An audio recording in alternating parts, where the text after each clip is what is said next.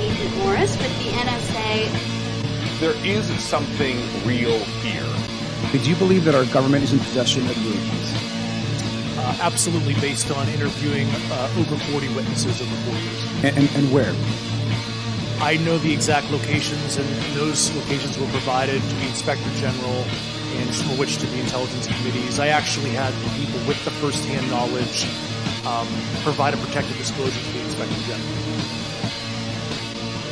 Biologics came to some of these recoveries. Yeah. Those could represent exquisite new adversary technology. Non-human, and that was the assessment of people with direct knowledge on the program I talked to that are currently still on the program. The government is covering up some level of its knowledge and understanding about what some of those things are.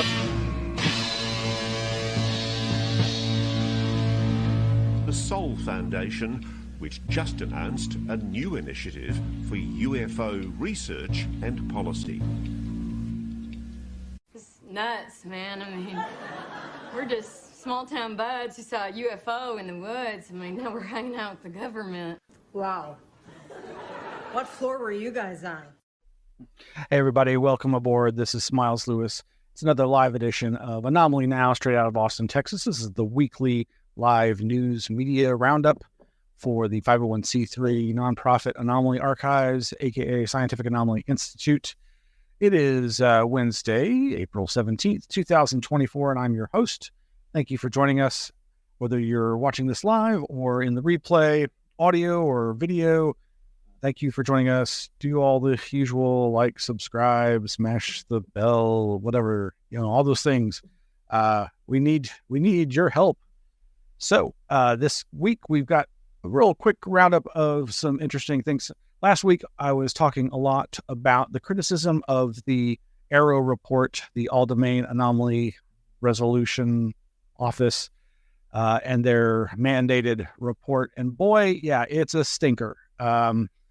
We covered others' critique of that, and sure enough, there is a new critique out by Christopher Mellon. You might recognize that name. Fairly notable individual who spent nearly 20 years in the U.S. intelligence community, including serving as the minority staff director of the Senate Intelligence Committee and the Deputy Assistant Secretary of Defense for Intelligence.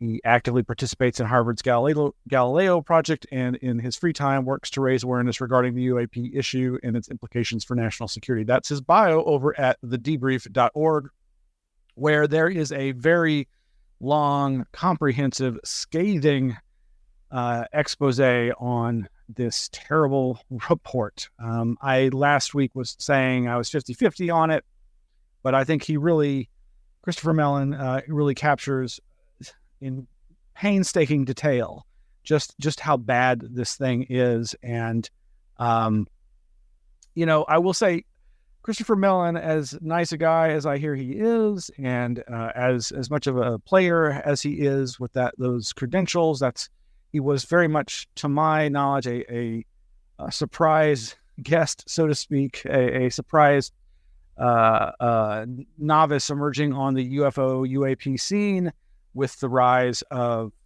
Tom DeLonge's TTSA to the Stars Academy and its rollout in late 2017 that then was followed by the New York Times articles that have changed the landscape ever since. And he's apparently one of the people who helped spirit these now infamous UAP videos from the Navy pilots that so many people have seen, that has become the new face of what UFOs represent. This military-industrial complex approach to the threat of UAPs and aviation safety. But as much as I might be suspicious of him because of that and his intelligence background, I've always been willing to believe that he has a legitimate interest in this and that he's not necessarily some knowing part of a disinfo campaign. Who knows? But I definitely want to read from some of this report. I think it's worth your time and effort. Like I say, it's very long. And he points out some things that I was definitely not aware of, and there's so much more to dig into. But early on, he says, this new report is itself anomalous for several reasons. First, whoever heard of a government report being submitted months before it was due, especially one so rife with embarrassing errors and desperate need of additional fact-checking and revision? Was AARO Director Dr. Sean Kirkpatrick rushing to get the report out the door before departing, perhaps to ensure that his successor could not revise or reverse some of the report's conclusions? As I was saying in the last week's show, and as others like Micah Hanks have rightfully said, we can hope that the volume 2 of this report may correct the errors, so many that there are in this report. But again, Chris Mellon over at the Debrief goes on to say, second, this appears to be the first AARO report submitted to Congress that the Director of National Intelligence, DNI, did not sign off on. I don't know why, but Avril Haines and her office were quite right not to in this case, having spared themselves considerable embarrassment in the process. Third, this is the most error-ridden and unsatisfactory government report I can recall reading during or after decades of government service. Again, Christopher Mellon being an old hat at the intelligence community scene in government. He later goes on to say, another irregularity worth noting is the fact that before its release, Department of Defense DoD Public Affairs sponsored a closed-door pre-brief on the report's findings for a select group of press outlets on an invitation-only basis. Outlets like The Debrief, which closely follow the UAP issue, were excluded. No surprise there, folks. Following the report's release, most of the news agencies that had participated in the pre-brief went on to publish articles that uncritically parroted the report's findings. Moreover, they seem to have done so without consulting any of the scholars or experts who have studied and written extensively on this topic, as would normally be the case in another field. What about consulting the famous scientist, author, venture capitalist, and UAP expert, Dr. Jacques Vallée, who worked with Air Force astronomer Dr. J. Allen Hynek on Project Blue Book and lived much of the history this UAP report purports to cover? And last week, I was also reading from Volume 5 of Jacques Vallée's Forbidden Science journals. Every one of those volumes of his journals is worth diving into. You will find such a wealth of notes and get a real sense of how the history of this phenomena has unfolded from his perspective. The article goes on, neither AARO nor the press bothered to speak with him. How about Robert Powell from Austin, Texas, director of the Scientific Coalition for UAP Studies and author of the outstanding new book, UFOs, A Scientist Explains What We Know and Don't Know? Or Professor Alexander Wendt at the Ohio State University. I was really glad to see Mr. Mellon putting Alexander Wendt, W-E-N-D-T, in his notes here. He's obviously throwing out a lot of book references for folks. Hopefully some press will latch onto these and educate themselves. I'm sure these and many other authors and scholars would have been happy to assist AARO or the press had they been contacted. That America's leading press outlets missed the problems and issues identified below and failed to present an alternative perspective is itself typical of the stigmatized history of UAP press coverage since WW2. Those interested in the role of the press on the UAP topic may want to read Terry Hansen's provocative book, The Missing Times. Again, another great bibliographic reference there. A little further down in the article, Christopher Mellon goes on to say, one of the other concerns I have about press coverage of this report is the tendency to conflate the UAP topic generally with allegations the government has recovered off-world technology. The UAP issue is distinct and critically important regardless of the truth about allegations of recovered extraterrestrial non-human technology. Asking AARO to investigate that allegation was unfortunate, since a subordinate DoD or IC office finding its superiors innocent was never going to satisfy the critics anyway. Good point. In the meantime, Congress and the public deserve a great deal more transparency and clarity regarding U.S. government data on the UAP issues. Too many well-documented incidents are occurring at too many locations, a problem greatly exacerbated by the rise of sophisticated drone technologies. Here he's straying into this is a defense issue. And that's where I start going, well, he's not wrong. There are some significant defense issues at play here, as he goes on to say. If you don't think this is a serious issue, consider that just a few months ago, fighter aircraft were transferred from Langley Air Force Base in Virginia to Naval Air Station NAS Oceana after weeks of intrusions by unidentified drone-like craft. The Air Force seemed powerless to capture or deter these intruders and still has not been able to identify them. Similar incidents have been afflicting Navy warships and other bases around the country. If the Air Force can't defend its own bases, how can it defend the rest of our country?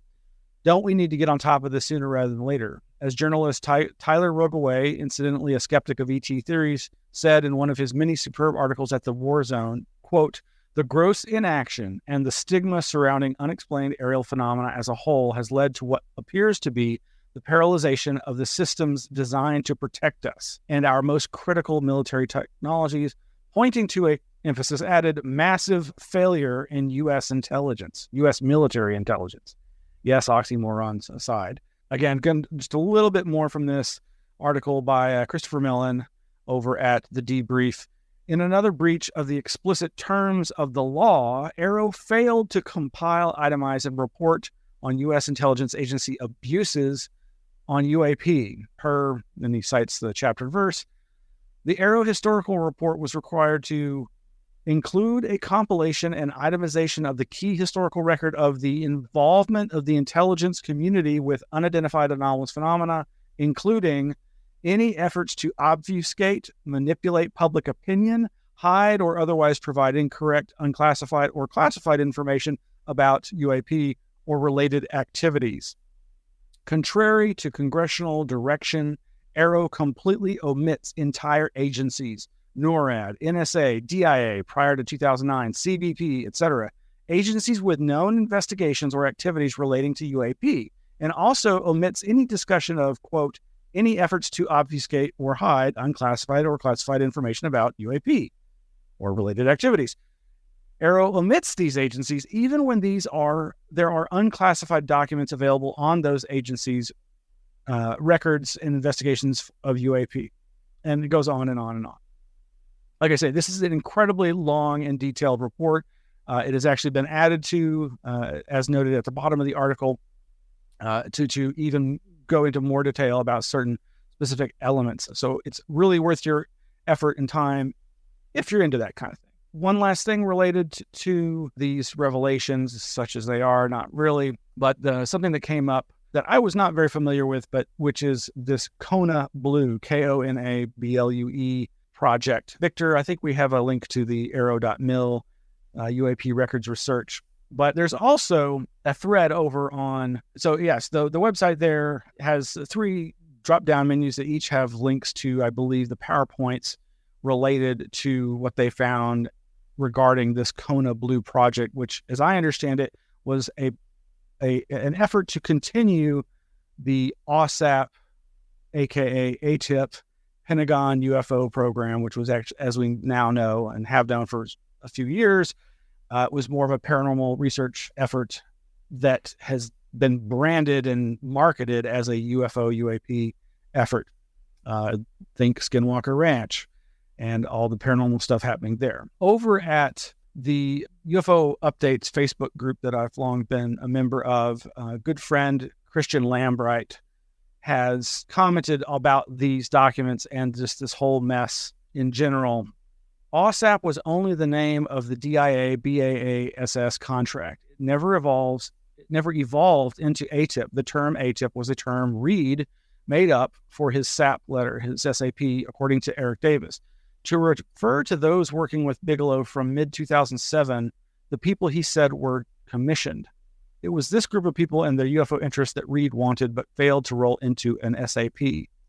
ATIP was never an official program or operation, though we were all sold that idea in late 2017 to promote the belief that Lou Elizondo was the director of the UFO program housed at the Pentagon. For my part, this is Christian Lambright speaking, Lou was never officially in charge of anything. He was brought in by Stratton, following the orders of someone else, and then hooked up with Lukatsky.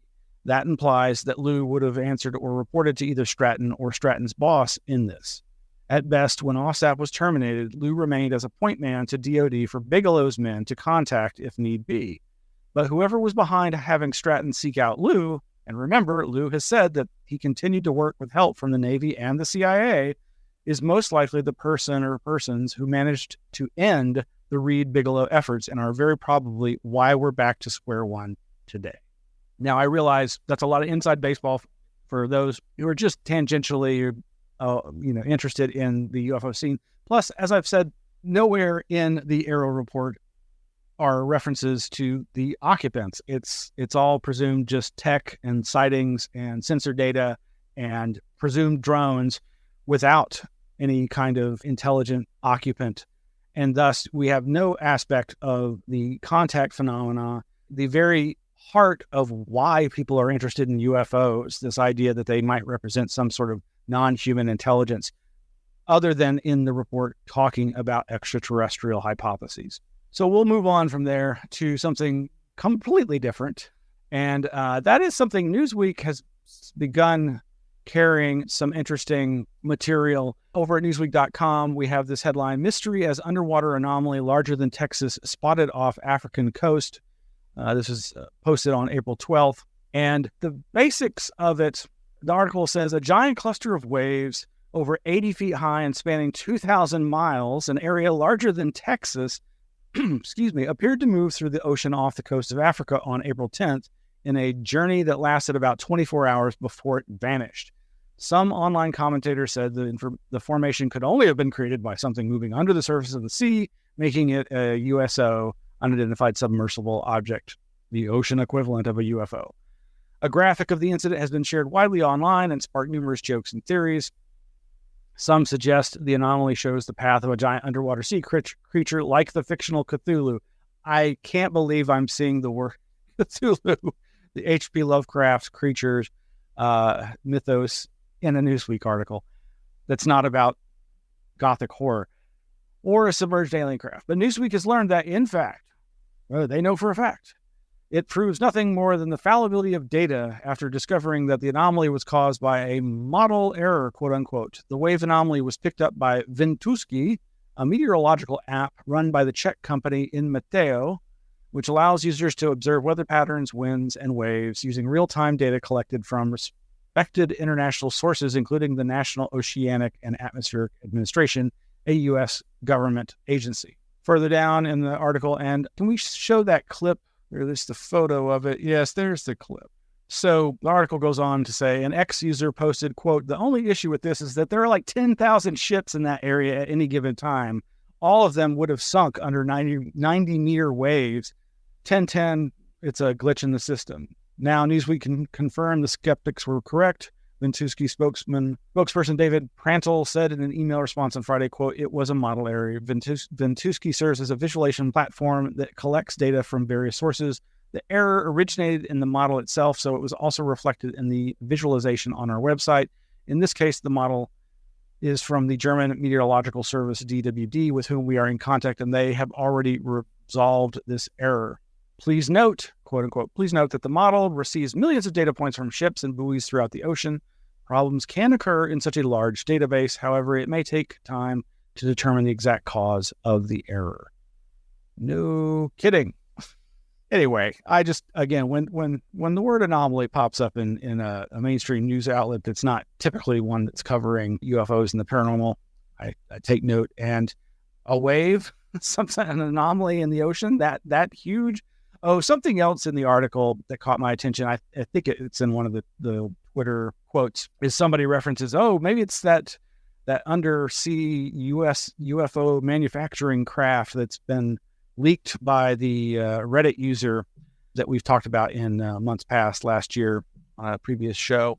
All right, well, again, shifting gears entirely, let's head back to Austin. You know, Austin has this reputation of being a very weird place, and it should surprise no one that occasionally out-of-place animals, a small subset of Fortean phenomena, people interested in strange phenomena also, whether it be cryptozoology or whatnot, are often interested in the out-of-place animal concept, the idea of, you know, alligators in the sewers, kangaroos in out-of-place locations. Well, in this case, last Thursday in Austin's Zilker Park, where they just this weekend had the annual kite flying festival, there was a couple of emus running around. And to my knowledge, they have not yet identified the source of these animals. Obviously, there's not likely an anomalous aspect to this. I don't think that they were teleported there by aliens or even just the amazing mental psychic powers of emus to travel across the planet. No. It was probably, as there are so many in Texas, some exotic animal owner let them loose or they got loose.